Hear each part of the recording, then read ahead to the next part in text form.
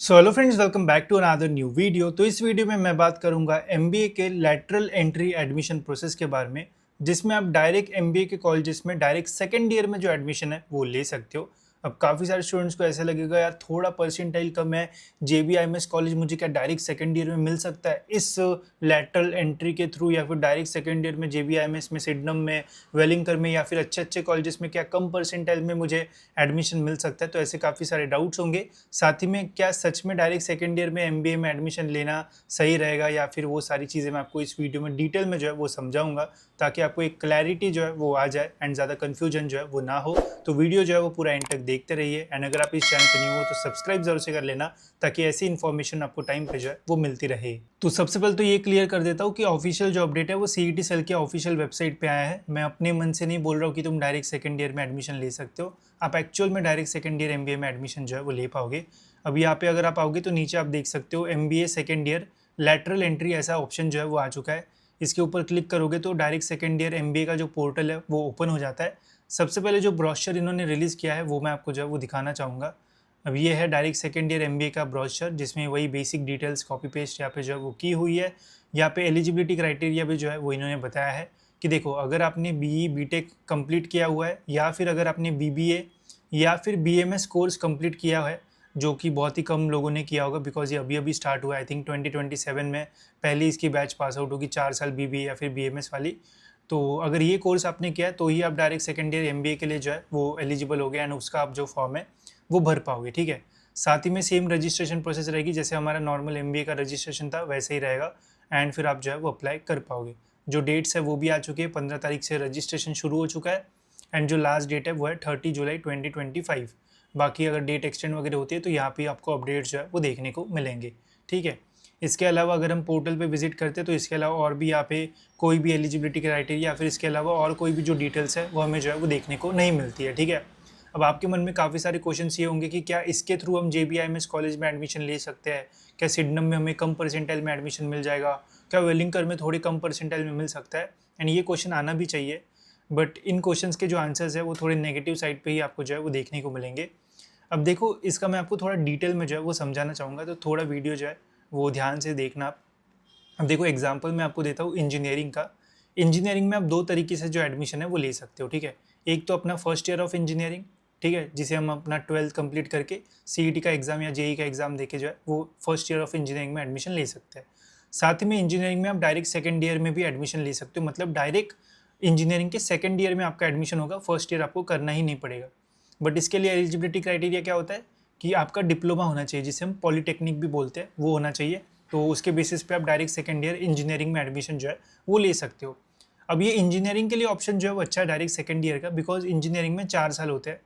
ठीक है, 4 साल के इंजीनियरिंग में जो पहले साल का इंजीनियरिंग के जितने भी सब्जेक्ट्स है, ये सभी स्टूडेंट्स के लिए जो है वो सेम होते हैं। ठीक है, एंड यहाँ पे ऐसे बहुत कोर चीज़ें जो है वो सिखाई नहीं जाती है। एंड जो डिप्लोमा करके स्टूडेंट आते हैं, जो डायरेक्ट सेकेंड ईयर में एडमिशन लेते हैं, जो इंजीनियरिंग में फर्स्ट ईयर में सिखाया जाता है वो ऑलमोस्ट उनको डिप्लोमा में पहले ही जो है वो सिखा दिया जाता है। तो ऐसे कोई भी जो मतलब पढ़ने वाली गैप वगैरह, या फिर आपको पढ़ाया गया हमें पढ़ाया ही नहीं गया, तो ये सारी चीज़ें जो है वो बहुत ही रेयर जो है होती है, बिकॉज डिप्लोमा स्टूडेंट्स पहली जो सारी चीज़ें आप फर्स्ट ईयर इंजीनियरिंग में पढ़ोगे, डिप्लोमा वाले स्टूडेंट पहले ही जो है वो पढ़ लेते हैं। तो यहाँ पे ये जो ऑप्शन है वो बढ़िया लगता है कि हाँ यार, डायरेक्ट सेकेंड ईयर में एडमिशन ले लिया, 3 साल में मेरा इंजीनियरिंग जो है वो कंप्लीट हो जाएगा। बट वही एमबीए की अगर बात करें तो यहाँ पे चीज़ें जो है वो डिफरेंट है। एमबीए का अपना जो कोर्स है, एमबीए हो गया या फिर एमएमएस हो गया, तो यहाँ पे हमारा 2 साल का डिग्री का कोर्स होता है, पहला साल एंड दूसरा साल। ठीक है, यहाँ पे अगर आप डायरेक्ट सेकेंड ईयर में एडमिशन लोगे तो मुझे तो यही नहीं समझ में आता कि अगर डायरेक्ट सेकेंड ईयर में बच्चा एमबीए करने जा रहा है तो करेगा क्या, बिकॉज जब सेकेंड ईयर में जाते हैं तो मैक्सिमम तो इंटर्नशिप्स वगैरह होते हैं, एंड मतलब इंटर्नशिप पे लोग जाते हैं या फिर प्लेसमेंट वगैरह हो जाता है, तो यही सब चलता है। तो सेकेंड ईयर में ऐसे क्या ही पढ़ेंगे, ये भी मेरे को थोड़ा क्वेश्चन जो है वो आता है। बट स्टिल अभी इन्होंने जो कोर्स है वो तो निकाल दिया है। ठीक है, अब पता नहीं क्या करेंगे बच्चे जाके डायरेक्ट सेकेंड ईयर में, फर्स्ट ईयर ही स्किप कर दिया, मतलब जो मेन होता है वो first year and second year का स्टार्टिंग में होता है, तो वही नहीं पढ़ोगे तो प्लेसमेंट वगैरह डायरेक्टली कैसे होगा, वो भी एक पॉइंट होता है। ठीक है, बट सपोज कर लो कि सेकेंड ईयर में एडमिशन लेने के बाद भी बढ़िया प्लेसमेंट मिल रहा है, गजब है, कोई प्रॉब्लम नहीं है। ठीक है, बट आपको कौन से कॉलेज में एडमिशन मिलेगा ये हमें कैसे पता चलेगा, ठीक है। जैसे फर्स्ट ईयर के एडमिशन, जैसे अगर आपको एमबीए के फर्स्ट ईयर में एडमिशन लेना है तो सभी कॉलेजेस का सीट मैट्रिक्स रहता है जिसमें पता रहता है कि कौन से कॉलेज में कितना इंटेक है। जैसे जेबीआईएमएस का हो गया कि 120 का इंटेक है, या फिर और कोई कॉलेज हो गया जहाँ पे 180 का इंटेक है। अब डायरेक्ट सेकेंड ईयर ये मैंने क्यों समझाया, क्योंकि देखो इंजीनियरिंग का जो भी इंटेक होता है, सपोज इंजीनियरिंग का किसी कॉलेज का एक ब्रांच का इंटेक है 100 स्टूडेंट्स का, तो डायरेक्ट सेकेंड ईयर इंजीनियरिंग में अगर आपको एडमिशन लेना है तो पहले से ही रिजर्वेशन रहता है 10% का। मतलब अगर कोई भी कॉलेज में इंजीनियरिंग की 100 सीट्स है तो डायरेक्ट सेकेंड ईयर के एडमिशन के टाइम 10% सीट जो है वो रिजर्व रहेगी। मतलब फर्स्ट ईयर ऑफ इंजीनियरिंग के स्टूडेंट्स के लिए अगर कोई कॉलेज में 100 सीट्स है तो वही अगर आप डायरेक्ट सेकेंड ईयर में एडमिशन लोगे तो उसी कॉलेज में बस 10 ही सीट्स रहेंगे, डिप्लोमा की बेसिस पे 10 सीट्स वहाँ पे जो है वो भरी जाएगी। तो ये पहले से ही जो है वो रिजर्व रहता है। तो मतलब स्टूडेंट्स के चांसेस जो है वो रहते हैं कि हाँ यार मैं महाराष्ट्र के किसी भी कॉलेज में एडमिशन जो है वो ले पाऊंगा, बस क्राइटेरिया है कि डिप्लोमा में अपने जो मार्क्स है वो अच्छे रहना चाहिए। अब एमबीए का जो सीन है वो बहुत ही खतरनाक है। अब पता नहीं अगर इन्होंने निकाला तो इन्होंने ऐसा कोई भी जो रिजर्वेशन है वो नहीं रखा है, एंड अभी तक तो ऐसा कोई भी अपडेट नहीं आया है कि रिजर्वेशन रहेगा।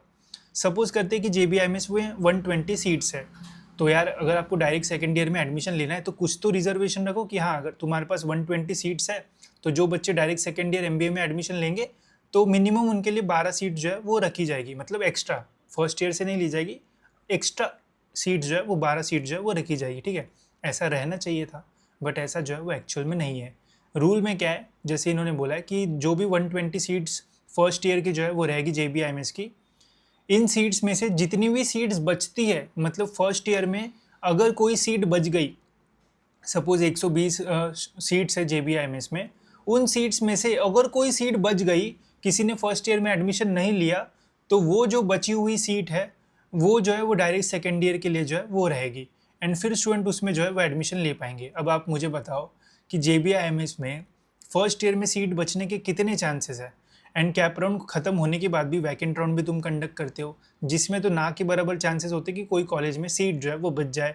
तो मुझे बताओ कि डायरेक्ट सेकेंड ईयर में कोई अगर रजिस्ट्रेशन करता है तो उसे कैसे कोई अच्छा कॉलेज जो है वो मिलेगा, आप ही बताओ मुझे। मतलब सिंपल सा कॉमन सेंस है कि अगर आप रिजर्वेशन ही नहीं रख रहे हो, आप सीट ही नहीं रख रहे हो सभी कॉलेजेस में, एंड आप बोल रहे हो कि फर्स्ट ईयर में अगर कोई कॉलेज में एडमिशन नहीं होता है या फिर वह गलती से वहाँ पे सीट बचती है, तो उन सीट्स को फिल करने के लिए हमने ये नया डायरेक्ट सेकेंड ईयर का जो अपडेट है वो लाया है, तो फिर तो ये यूजलेस है, ठीक है। बिकॉज सीट उन्हीं कॉलेज में बचती है जो कॉलेज एकदम भंगार बेकार या फिर जहाँ पे एडमिशन ही नहीं लेना चाहते बच्चे, बस उन्हीं कॉलेजेस में सीट जो है वो बचती है। एंड वहाँ पे लोग क्यों ही डायरेक्ट सेकेंड ईयर में एडमिशन लेंगे, आप ही बताओ। मतलब जहाँ पे प्लेसमेंट ही नहीं है या फिर फर्स्ट ईयर वाले बच्चे भी वहाँ पे नहीं जाना चाहते हैं, तो कोई बच्चा क्यों डायरेक्ट सेकेंड ईयर में उस कॉलेज में एडमिशन लेगा। तो ये इसके पीछे जो है वो एकदम नेगेटिव साइड लगता है मुझे इसका।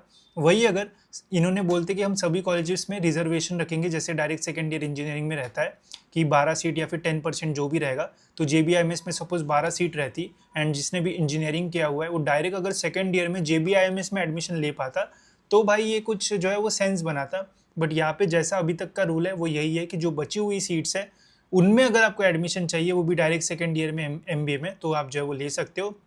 एंड लास्ट ईयर से ये जो चीज़ है वो शुरू हुई है, एंड लास्ट ईयर का स्टूडेंट्स का जो एक्सपीरियंस है वो बहुत ही बेकार वाहियात एक्सपीरियंस था। क्यों ऐसा बोल रहा हूँ, बिकॉज काफ़ी सारे बच्चों को ऐसा लगा था कि क्या पता यार कि अच्छे अच्छे कॉलेजेस में जो सीट्स है वो बच जाए, मुझे तो परसेंटाइल कम मिला है बट क्या पता डायरेक्ट सेकेंड ईयर में मुझे बढ़िया कॉलेज जो है वो मिल जाए।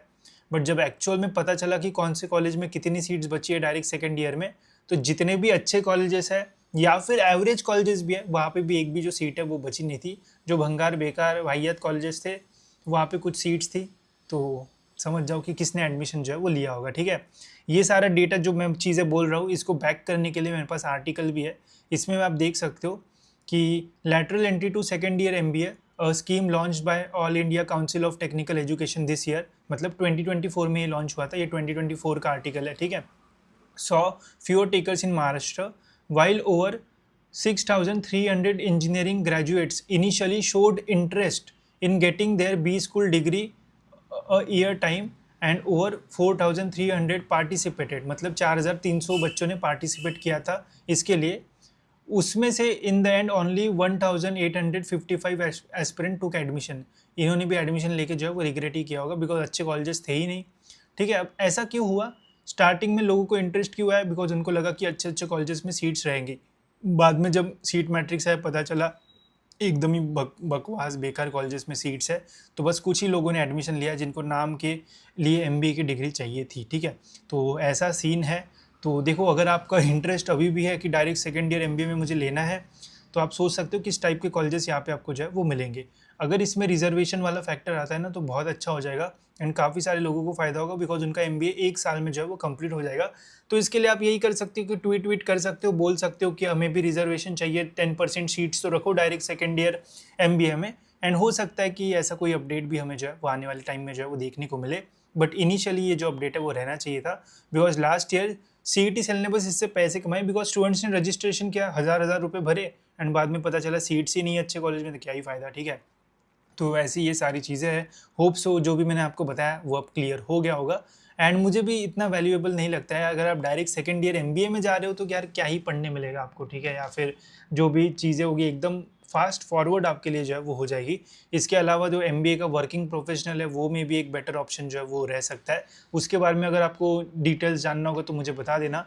बाकी इससे रिलेटेड अगर कोई रिजर्वेशन का अपडेट आता है तो मैं आपको बता दूंगा। बाकी आपके साइड से इतने बच्चे आप देखते हो, आप ट्वीट वगैरह करोगे, क्या पता आंखें खुल जाए एंड समझ में आ जाए भाई यहाँ पे तो हमने बहुत गलती कर दी, तो कोई 10% रिजर्वेशन मिल जाए तो मे बी आपका जेबीआईएमएस का सपना इंजीनियरिंग के स्कोर के बेसिस पे ही जो है वो कंप्लीट हो जाए। तो ये सारी चीज़ें हो सकती है, बट वही कि कोई अपोजिशन में मतलब यही क्वेश्चन ही नहीं उठाता है, मतलब गवर्नमेंट को, तो जैसा चल रहा है वैसा चल रहा है। जब कोई क्वेश्चन उठाएगा तो हमें यहाँ पे जो चेंजेस है वो देखने को मिलेंगे, ठीक है। सो लेट्स सी, मैंने तो जितना मेरे पास इन्फॉर्मेशन थी वो मैंने आपको बता दी। लास्ट ईयर भी मैंने इसके ऊपर वीडियो बनाया था, बट आई डोंट थिंक कि किसी अपोजिशन वाले ने देखा होगा, या फिर बच्चों को भी कोई फ़र्क नहीं पड़ता है, ठीक है। अगर आप आवाज़ उठाओगे तो आपका ही फ़ायदा है, नहीं उठाओगे तो जैसा चल रहा है वैसे ही जो है वो चलेगा, ठीक है।